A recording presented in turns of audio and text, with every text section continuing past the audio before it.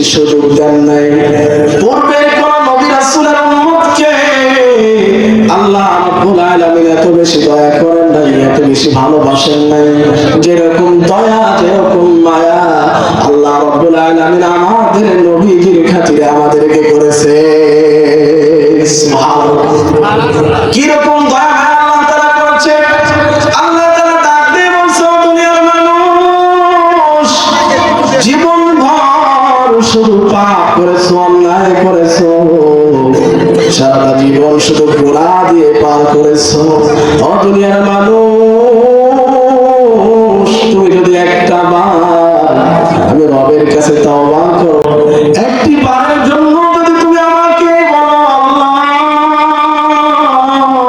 সারাটা জীবন শুধু পাপ করেছি, ভুল করেছি, মাফ করে দাও, আল্লাহ রাব্বুল আলামিনের কাছে দোয়া করতে দেরি, আমাদের নবীজির খাতিরে আমাদেরকে মাফ করতে দেরি করবে না।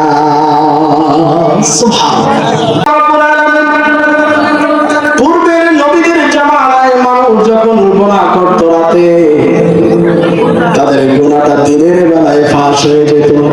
মানুষ জানতে পারত অমুক ব্যক্তি অমুক অন্যায় করেছে, পাপ করেছে।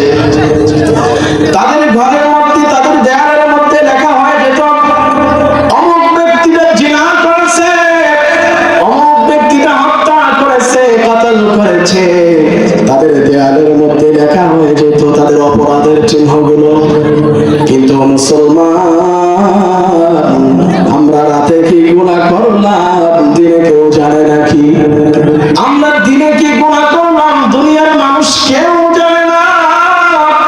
আমার আল্লাহ রাব্বুল আলামিন ডাক দেয় বলো, দুনিয়ার মানুষ,